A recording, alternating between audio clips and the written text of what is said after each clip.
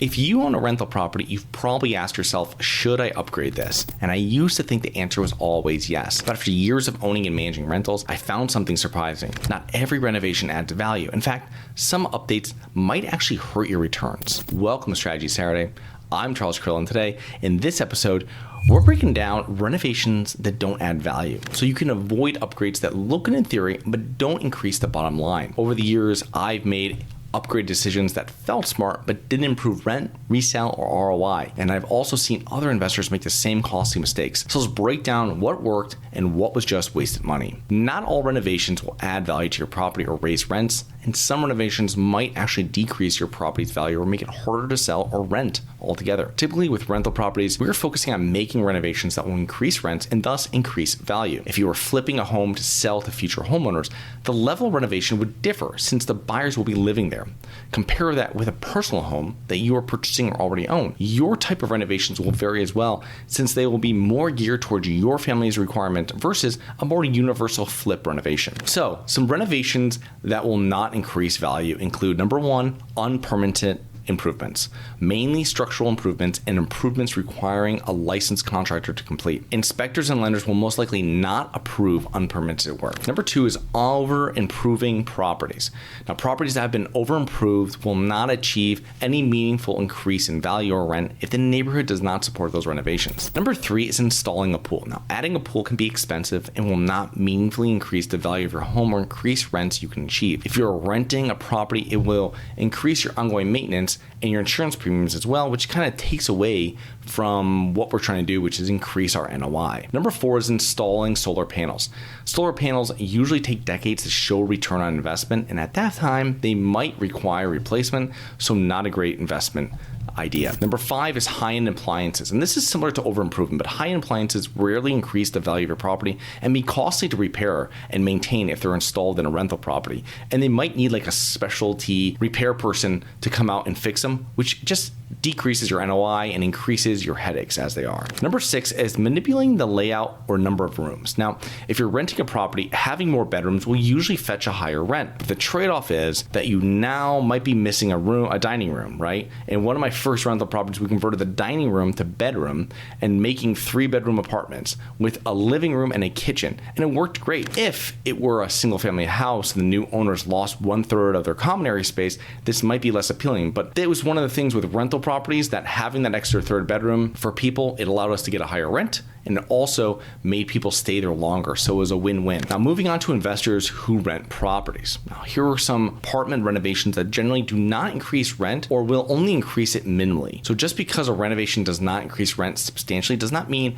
I would not perform them, since it might help in renting the unit faster, which will directly increase your net operating income with less unit downtime. But you have to make that decision of how much effect it's going to have on your property. So number one is basic maintenance. You need to perform basic maintenance like plumbing repairs, electrical updates, fixing broken appliances, pest control, etc. But it will not increase your rents, since it will be taken for granted by a tenant that the roof will not leak, right? They're not going to pay you more because the roof doesn't leak or that they have hot water. Number two is efficiency upgrades. Now, installing energy efficient windows and doors can be expensive, and most tenants will not value them anywhere near the cost. Additionally, LED lights and energy efficient insulation might have a minimal impact on an apartment renter and will most likely not request and not require a higher rent from the tenant. Now, one of the things too is that we'd have with my first rental properties up north, they'd have your furnaces, and then they'd have like all these different grades of high efficiency, and they got very expensive.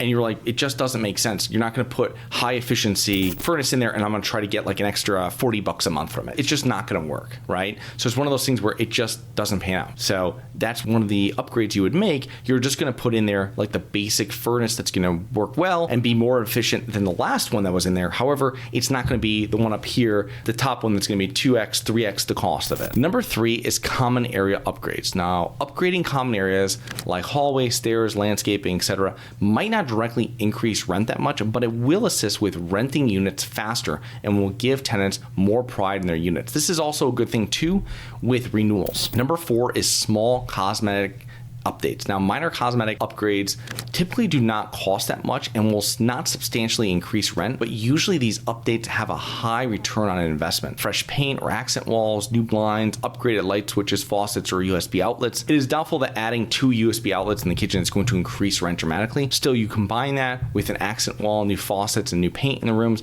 that require a refresh, and now you have a more substantial rent increase, and you're probably renting that unit much faster as well. Now, if you're interested in learning more about minor renovations that can increase your rent, check out episode SS219. That's SS219. Now, your goals for the property will directly impact the level and type of renovation you will perform. Just because a renovation does not directly increase rents, it might be assisting with tenant retention and the speed at which you rent units, which all go to your bottom line. It is always best to check out your competition and what your local market is offering renters and buyers before you decide on your renovation plan. So I hope you enjoyed. Please remember to rate, review, subscribe, submit comments and potential show topics at globalinvestorspodcast.com.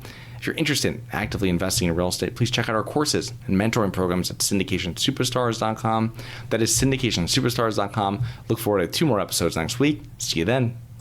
If you always want to invest in real estate but didn't have the time, didn't know where to find the deals, couldn't get the funding, and didn't want tenants calling you? Since 2006, I've been buying income-producing properties in great locations that provide us with consistent passive income while we wait for appreciation in the future and take advantage of tax laws while we're waiting. And unlike your financial advisor, we invest alongside our investors in every property we purchase.